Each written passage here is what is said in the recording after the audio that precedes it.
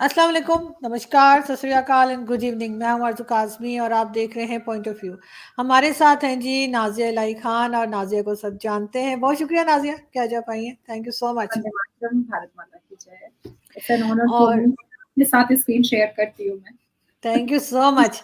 और जैसे हमारी पहले आपसे बात हुई थी कि हम ज़रा मज़दूरों के राइट के ऊपर बात करेंगे, जो मोदी जी की गवर्नमेंट में काम हुए हैं उनमें से एक-एक करके हमने और आपने डिसाइड किया था कि हम उनके ऊपर बात करेंगे। तो आज आप क्या बताएँगी कि जो लेबर्स हैं उनके लिए या मज़दूरों के लिए क्या कुछ हुआ है?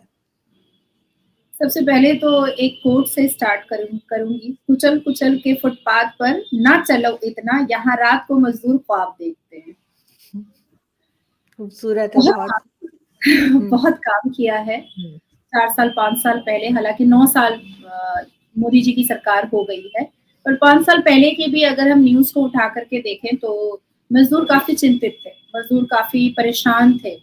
जहाँ पर 20 केजी का सामान उठाने का एक कानून बनाया गया था, एक कमिटी में बात हुई थी यूनियन के द्वारा कि 20 केजी का सामान ही होगा और उसके ऊपर नहीं होगा, मज़दूर वही उठाएँगे और उस पर ये फिक्स उनको दिहाड़ी मिलेगी। पर कभी 70 केजी, कभी 50 केजी डाँट-डपट करके उनको उनसे काम करवाया जाता था और वो बेचारे दिहाड़ी के वजह से और गाँव-ग्राम से आए हुए होते हैं, तो उसकी वजह से उनको वो करना पड़ता था।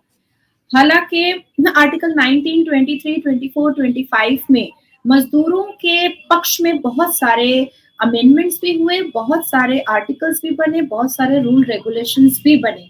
पर उसको इम्प्लीमेंटेशन जो है, वो इस 5 साल के द्वारा इतना ज़्यादा किया गया और मज़दूर को फ़ाइनेंशियली, इमोशनली और सेंटिमेंटली इतना स्ट्रॉन्ग किया गया, जिससे अब हर एक मज़दूर भारत का ये कहने पर बिल्कुल झिझकता नहीं है कि वाक़ई में जब से मोदी जी की सरकार आई है, तब से उनकी प्रधानमंत्री की मज़दूर योजनाओं से उनको वाक़ई में लाभ उठाया है। आपको याद होगा कि जब ज़ीरो अकाउंट जब खुल रहे थे, तो लोग मज़ाक उड़ा रहे थे, भारत के मुसलमानों से लेकर के पूरा पाकिस्तान मज़ाक उड़ा रहा था।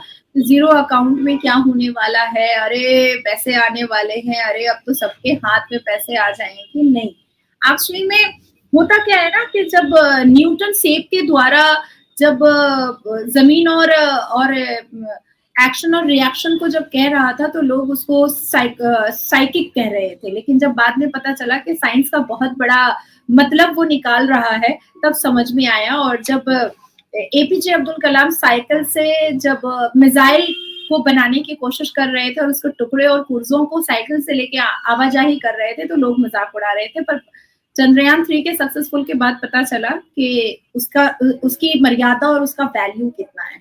तो उसी तरीके से प्रधानमंत्री श्रम योगी मनधन योजना है, उसमें अनऑर्गेनाइज्ड वर्कर्स को जिस हिसाब से ऑर्गेनाइज्ड किया गया, अनऑर्गेनाइज्ड वर्कर के लिए जो योजनाओं से उनको जोड़ा गया, वो उनके लिए बहुत बड़ी बात थी क्योंकि एक एक चर्चा का विषय तो था, बिल्कुल था, एकदम था क्योंकि मेरे फादर भी बहुत छोटे बिजनेसमैन हैं, वो उनको भी मैं यही कहूँगी कि वो भी लेबर क्लास है और आज भी हैं।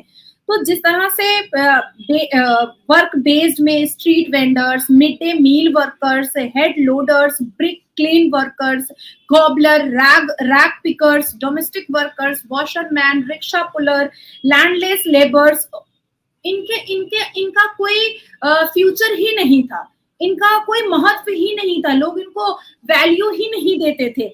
पर जब वो अकाउंट खुला और उनके पास भी यूपीआई देखा गया, तब पता चला कि भैया इनके पास इनको इनके वक्त को भी बचाया जा रहा है, इनके पैसे को भी बचाया जा रहा है और इनके पैसे को सेव भी किया जा रहा है।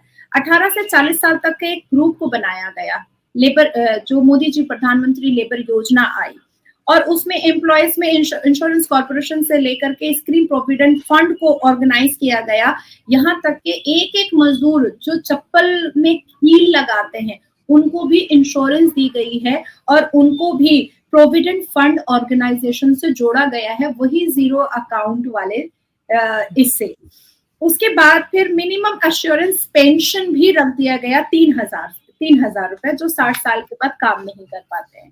उसके बाद फिर उनके अगर अगर मान लीजिए कि कोई मजदूर मजदूरी करते वक्त उनकी उसकी मृत्यु हो गई है किसी मिल में, किसी फैक्ट्री में, तो उस पर भी 60 साल, अब उसकी उम्र मान लीजिए कि ठीक है 35 ही साल है, लेकिन उसकी वाइफ को भी पीएफ मिलेगा उसी जीरो अकाउंट के माध्यम से, और जो उनकी प्रोविडेंट फंड है, उनकी जो लाइफ इंश्योरेंस पॉलिसी हुई है, उसका भी मुफाद उनकी स्पाउस और चिल्ड्रंस बिल्कुल उठाएंगे।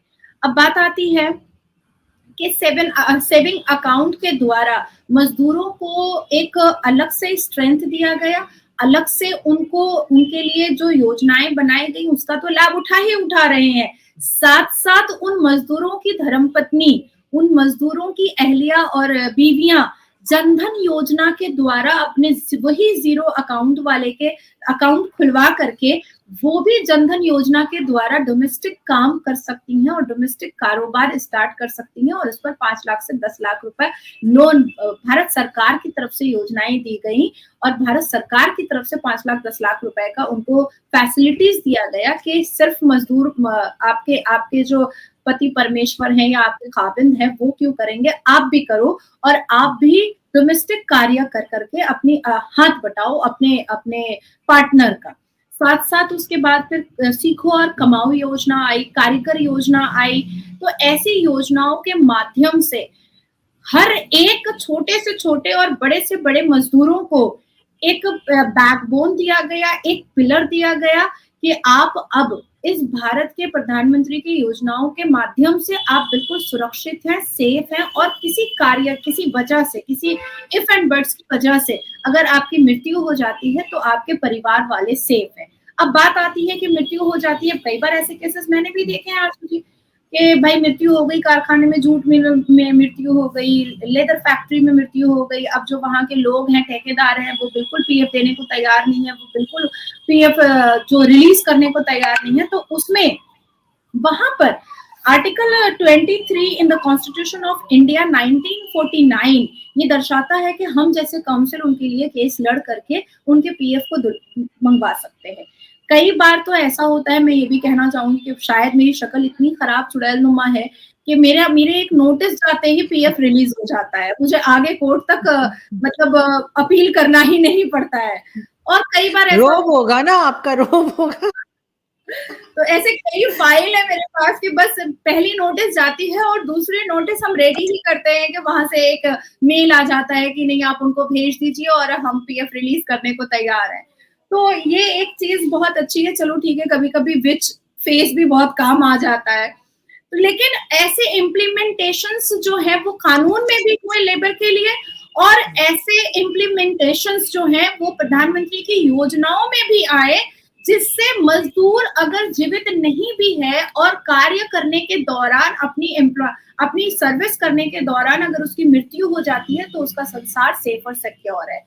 अब मैं जरूर आपसे बात करना चाहूंगी चाइल्ड लेबर एक्ट पर, क्योंकि ये एक बहुत बड़ा सवाल होता है, बहुत बड़ा सवाल है, और कहीं ना कहीं हर उस देश के लिए एक कलंकित चेहरा है, एक देश का बदनुमा चेहरा है, जिस देश में नारियल बेचने वाला छोटा बच्चा होता है, जिस देश में पंचर बनाने वाला छोटा बच्चा होता है, जिस देश में चाय की दुकान पर चाय बढ़ाने वाला छोटा बच्चा होता है, जिस देश में गाड़ियां साफ करने वाला छोटा बच्चा होता है, या फैक्ट्री की मशीनों को साफ करने वाला छोटा बच्चा होता है, तो वो मुझे लगता है कि वो देश फिर तरक्की याफ्ता ही नहीं है।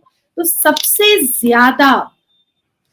ज्यादा भारत के प्रधानमंत्री ने चाइल्ड लेबर एक्ट पर बहुत ही महत्वपूर्ण, वैल्यूबल और अहमियत का काम किया है, और ऐसे स्कूल्स खोले गए हैं, ऐसे स्कॉलरशिप्स बनाए गए हैं हर वो कास्ट और क्रीड के लिए, हर वो सिटीजन्स के लिए जिसके द्वारा बच्चे चाइल्ड लेबर नहीं करेंगे, बल्कि उस स्कॉलरशिप के माध्यम से वो स्कूल जाएंगे और स्कूल से शिक्षित होकर के रिटर्न आएंगे। जैसे मुसलमानों के लिए ईदी योजना आई, मुसलमान बेटियों के लिए और बेटों के लिए ईदी योजना आई, ईद के वक्त ही उन्होंने निकाला था, अब तो 3 साल हो चुका है। तो उस ईदी योजना में 50,000 रुपए लड़कियों को और 35,000 रुपए लड़कों को दिया जाने लगा कि आप अपने शिक्षा की शुरुआत कीजिए और उसके बाद भी फिर आप शिक्षा योजना पर आइए और गारंटी नुमा अपने पिता को या माता को जो जनधन योजना से काम कर रही हैं, जो मोदी जी मजदूर योजना पे काम कर रहे हैं, उसको आप रख करके आप और भी फंड जो है वो रिलीज करवा सकते हैं भारत सरकार से, जिससे आपको आगे बढ़ करके शिक्षा में और भी आराम और आसानी मिलेगी। 9 साल पहले होता क्या था कि चाइल्ड लेबर एक्ट लाना क्यों पड़ा? चाइल्ड लेबर के द्वारा कई बार छोटी बच्चियों को बेचने का भी काम हुआ है, कई बार बच्चों को बेचने का भी काम हुआ है, कई बार जो छोटे-छोटे मजदूर बच्चों को बांग्लादेश और ऐसे कई जगह पर भेजने का भी काम हुआ है, जो हमारे देश के लिए एक कलंकित और एक कलंक बन रहा था। तो चाइल्ड लेबर के द्वारा जिस हिसाब से बहुत स्ट्रिक्ट अमेंडमेंट करके बहुत स्ट्रिक्ट कानून लाया गया चाइल्ड लेबर एक्ट, और इस लेबर एक्ट को लाने के बाद जो इम्प्लीमेंटेशंस जो मोदी सरकार ने किए, आज आप भारत में गांव ग्राम में भी जाइएगा ना, तो आपको कम से कम 18, 16, 17, 20 साल के बच्चे आपको छोटे स्टॉल में या बड़ी दुकानों में दिखाई देंगे, लेकिन आपको 9 साल का, 8 साल का, 5 साल का बच्चा नहीं दिखाई देगा, बिल्कुल नहीं दिखाई देगा। एक चीज और है नाज़िया, यहाँ पे ये एक्ट यहाँ पर भी है, यहाँ पर भी मना किया गया है कि छोटे बच्चों को काम पे ना रखा जाए। चाइल्ड लेबर मना है पाकिस्तान में भी, लेकिन इसके बावजूद कहीं ना कहीं छोटे इलाकों में या इवन बड़े इलाकों में भी घरों के अंदर लोग छोड़ जाते हैं अपने बच्चों को, और अपनी मर्जी से पेरेंट्स छोड़ जाते हैं। उनका कहना है कि जी हम पाल नहीं सक रहे, हमें मुश्किल है, इस किस्म की चीजें होती है। बाद में खैर पकड़े जाते हैं, बहुत बार क्राइम भी होता है इस वजह से, इस तरह के बच्चों के साथ। उस तरह की कोई चीज या इस किस्म की कोई आपके यहाँ है कि जो घरों में काम कर रहे हैं बच्चे, उनके ऊपर भी नजर रखी जाए घरों के बिल्कुल, अंदर?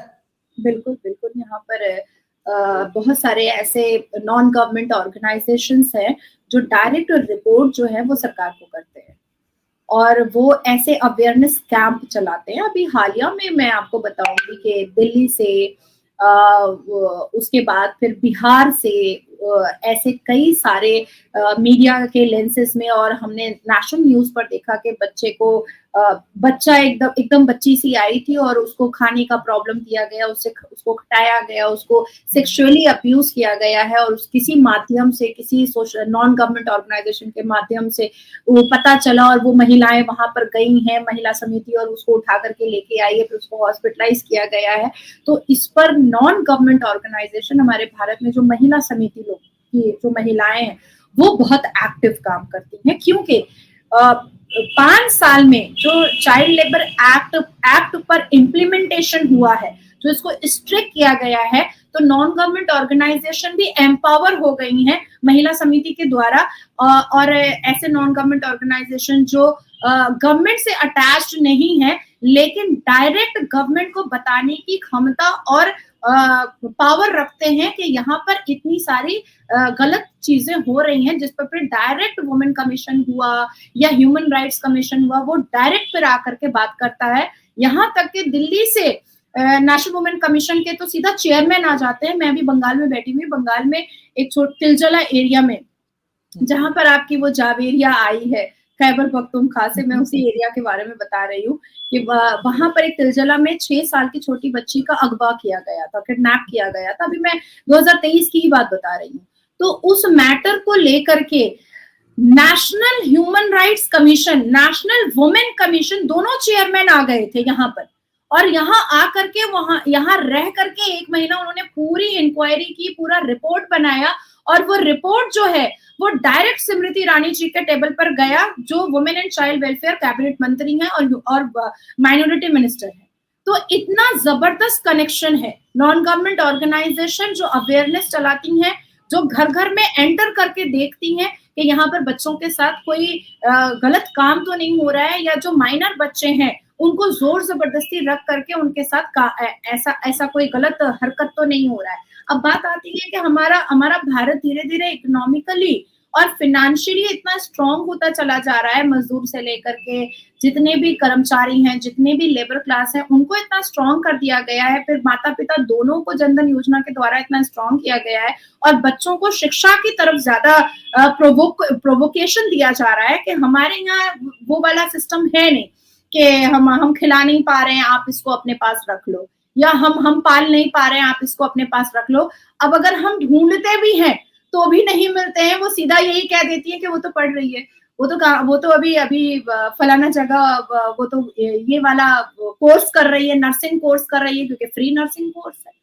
फ्री यहाँ पर बहुत सारे ऐसे कोर्सेज यहाँ पर कोचिंग सेंटर्स खुले हुए हैं जो फ्री में बहुत सारी चीजें करा रहे हैं, और इसमें अहम भूमिका भारत में नॉन गवर्नमेंट ऑर्गेनाइजेशन निभा रही है, अहम भूमिका।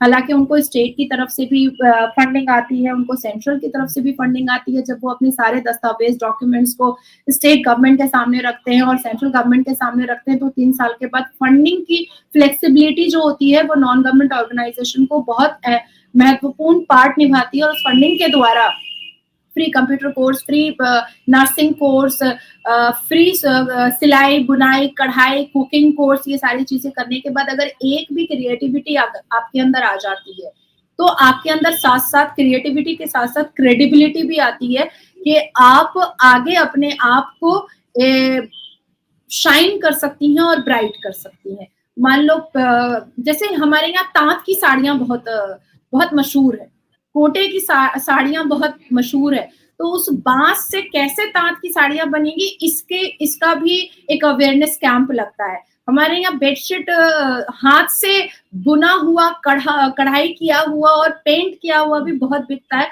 जो बाहर देशों में भी जाता है। मेक इन इंडिया का सामान है वो, मेक इन भारत का सामान है, जो बाहर देश के लोग बहुत पसंद करते हैं। जैसे कश्मीर में उलेन के सामान जो है उसको भी एक अवेयरनेस कैंप की तरह यूज किया गया है। बहुत बड़ी बड़ी कोचिंग सेंटर्स बनाए गए हैं और वहां पर उलेन के बहुत सारे सामान है जो अलग अलग विदेशों में एक्सपोर्ट इम्पोर्ट किए जा रहे हैं।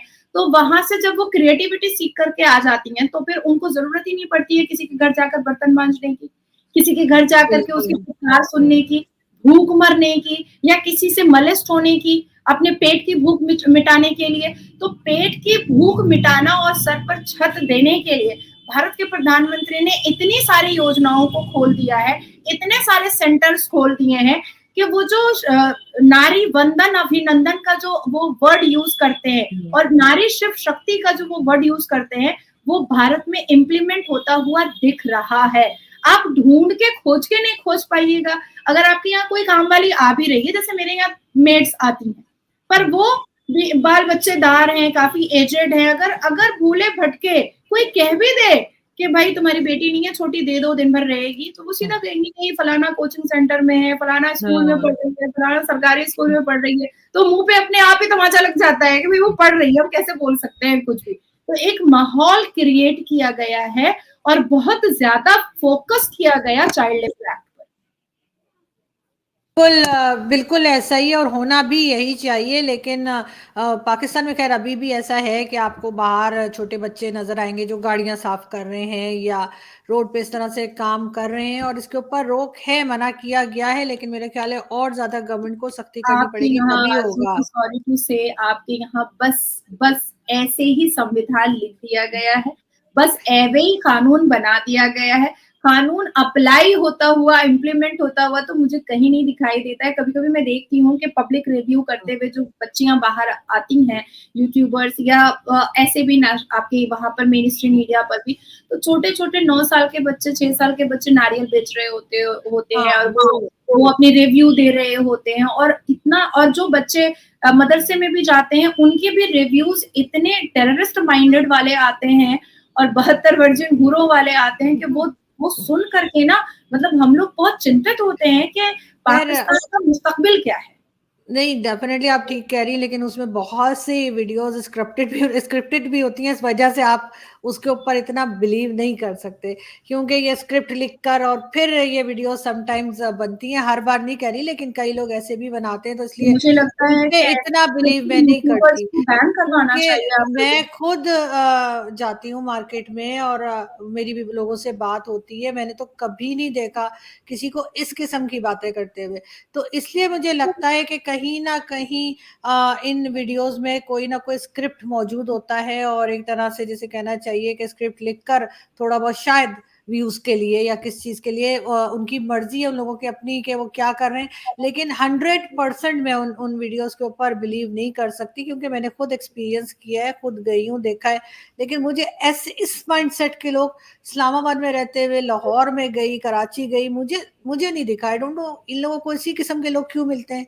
कोई मुझे अच्छे सोच के, कोई बैलेंस्ड किस्म के लोग क्यों नहीं दिखाई देते। मैं इसमें एडिशन करना चाहूंगी। हम्म। देखिए, अभी हालिया में उत्तर प्रदेश में एक BTech engineering student Laraib Hashmi ने एक बस कंडक्टर का गला रेत दिया, और जब उसके उसके ऊपर इंक्वायरी हुई तो पता चला कि वो पाकिस्तानी इस्लामिक प्रेचर की प्रीच जो है वो 6-6 घंटा सुनता था, और फिर उसके माँ बाप ने भी अग्री किया, और उसने खुद भी स्टेटमेंट दिया कि हाँ मैं सुनता था और इसी वजह से मेरा दिमाग खराब हुआ। तो आपके पाकिस्तानी इस्लामिक प्रीचर कभी कभी मेरी नजरों के सामने से भी गुजरते हैं, और जिस तरह से मुफ्ती तारिक मसूद कहते हैं जन्नत अयाशी की जगह है, और जन्नत है ही क्या, वो तो अयाशी की ही जगह है, और ऐसी कई मैंने उनके वक्तव्य को सुना है। तो देखिए, जो युवा होते हैं ना, जो टीन एज के बच्चे होते हैं, जो छोटे बच्चे लड़के होते हैं, उनके ऊपर ये चीजें बहुत हावी होती हैं, बहुत मैं ये हावी होती कह रही कि यहाँ पर इस तरह की बातें नहीं होती। मैं कह रही हूँ कि ये है, चाहे वो मौलाना तारिक मसूद हो या दूसरे कई मौलवी हो, इसी किस्म की बातें करते हैं।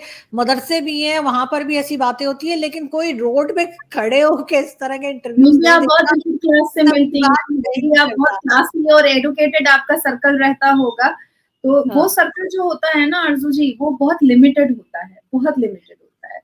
नहीं, I understand, but still I feel कि आपको हर बार यही लोग मिल रहे हैं, आपको कोई और लोग नहीं मिल रहे। और खैर वो उनका अपना इश्यू है, but still as a Pakistani मुझे लगता है कि इस किस्म के लोग जो होते हैं ना, कोई लाल मस्जिद वाले आगे इंटरव्यू देना शुरू कर दें, या कोई इस किस्म के मौलवी आके इंटरव्यू देना शुरू कर दें, ऐसे माइंडसेट के लोग आ जाएं, ऐसा नहीं होता है। वो इस तरह से इंटरव्यूज नहीं दिया करते, ऐसे बातें नहीं किया करते। वो जो कर रहे होते हैं सबको मालूम होता है, but they never come in front of the camera और से कि हम ये कर देंगे और हम वो कर देंगे। भाई एक बार कहेगा, 2 बार कहेगा, मतलब वो रोज डेली यही बातें होती हैं।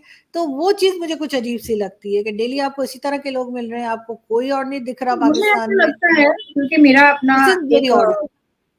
लॉ करियर रहा है, तो उस हिसाब से मुझे एज अ नॉर्मल पर्सन, मैं this is just a piece of suggestion and nothing else, don't take it otherwise actually. अगर कोई व्यक्ति अगर माहौल खराब करता है, जैसे हमारे हमारे भारत में मौलाना साजिद रशीदी बहुत माहौल खराब कर रहा है, मैं तो नाम लेकर बोल रही हूँ, महमूद मदनी बहुत माहौल खराब करते हैं, असदुद्दीन अवैसी बहुत माहौल खराब करते हैं, मानो जैसे उनको एक कर्तव्य दिया गया है कि भारत के मुसलमानों को भड़काओ, भड़काओ, भाषण दो, उनको जिहादी बनाओ। तो हम उनके ऊपर कानूनी कार्रवाई भी करते हैं, और उनके सामने फेस टू फेस आंखें डाल करके उनको बोलते भी हैं कि आप गलत कर रहे हैं। तो इस तरीके से being a law abiding citizen of Pakistan, this kind of speeches by Islamic preacher of Pakistan, this is not only obnoxious for the youngsters, this is as well as this is unpardonable sin for the future, for the best and better future for the youngsters of Pakistan. तो इसको कानूनी तरीके से जो जो law abiding citizen है, जो sound हैं, जो फाइनेंशियली बहुत अच्छे हैं, उनको सामने आना चाहिए, और ऐसे ऐसे इस्लामिक प्रीचर के अगेंस्ट में कोर्ट में जाकर के दरखास्त करनी चाहिए कि इनको बैन कीजिए, क्योंकि हमारे पाकिस्तान के आने वाले यंगस्टर्स का, युवाओं का बहुत दिमाग खराब हो रहा है। बिल्कुल ऐसा ही होना चाहिए, लेकिन ये काम पाकिस्तान में रहते हुए इतना आसान नहीं होता, इसलिए कि जितने स्ट्रॉन्ग ये मुल्ला माफिया पाकिस्तान में है, शायद ही कोई और होगा कि जिनको आप इस तरह से चैलेंज कर सकें। कई लोग आपको इस माइंडसेट के मिलेंगे जो उल्टा आपके पीछे पड़ जाएंगे, आपकी जान को, आपकी फैमिली को भी खतरा हो सकता है। उसको करने के लिए यकीनन कोई बहुत ही कोई इस्लामिक प्रेशर के स्ट्रॉन्ग पास कोई हो। होता है 108 हार्ट सिक्योरिटीज बम, वो पूरा हाँ, बुलेट फुलेट लेकर के जीप से आगे पीछे जा रहा है, मैं तो वही सोच पड़ तो, जाती हूँ कि यही तो इस्लामिक यहाँ पर ये प्रेशर की हाल है। जरूरत क्या लेकिन है। स्टिल आई फील के उनके मदरसे के लोग हों, चाहे उनकी मस्जिद के लोग हों, चाहे जैसे मर्जी लोग हों, वो आपको 30 डेज में, यानी जो मंथ में 30 डेज होते हैं, वो हर मंथ 30 डेज आके आपको इंटरव्यू नहीं देते कि हम ये कर देंगे और हम वो कर देंगे। और तो एक वो कंसेप्ट गजवा है हिंद होना चाहिए, तो फालतू कभी की। इंडिया को ये But कर I दे, वो कर दे, completely ये understood. कहीं ना कहीं कुछ गड़बड़ है, I don't But know I क्या, लेकिन completely कुछ। understood आरज़ू जी, मुझे एक बात बताइए कि इस्लामिक प्रेशर का की हिफाजत अल्लाह नहीं कर पाता है, जो सिक्योरिटीज की जरूरत पड़ती है उन लोगों को?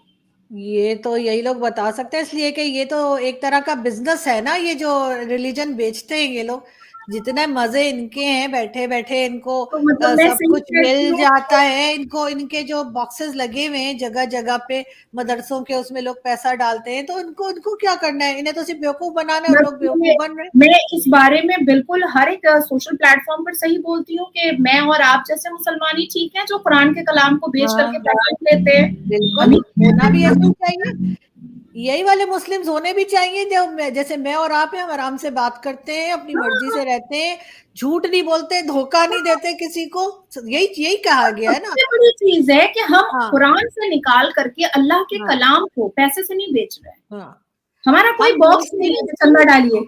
और बिल्कुल, और ना हम झूठ बोल रहे हैं, ना हम किसी से पैसा मांग रहे हैं, ना हम अपनी हाँ, वीडियो में कह रहे हैं कि जी हमें पैसा दे दिए, ना हाँ, हम कोई झूठ बोल रहे हैं, ना गलत, वो जो कहते हैं ना सौदा गलत बेचना, झूठ बोलना, किसी को तकलीफ देना, कुछ नहीं कर रहे।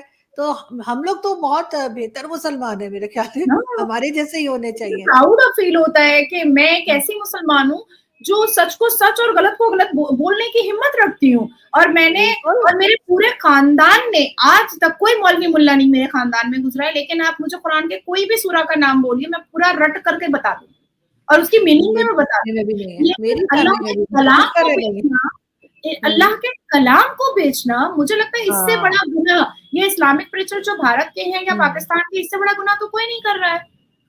मगर ये मानेंगे थोड़ी, इन्हें तो मैं और आप गलत लगेंगे, अपना आप गलत नहीं लगेगा। Thank you so much Nazia कि आज आपने ज्वाइन किया। और नेक्स्ट टाइम मैं अभी से आपको बता दूं नाजिया, मैं डिस्कस करना चाहूंगी जेल में जो औरतें होती हैं उनकी लाइफ को, और that is very important, because यहाँ पर भी मैं देखती हूँ कि बच्चे भी होते हैं उनके साथ, औरतों के साथ, और उनकी लाइफ के ऊपर भी हम थोड़ा सा डिस्कस करें तो अच्छा रहेगा। बहुत शुक्रिया, thank you. Time Vande Mataram, thank Bharat you Mata. Thank you.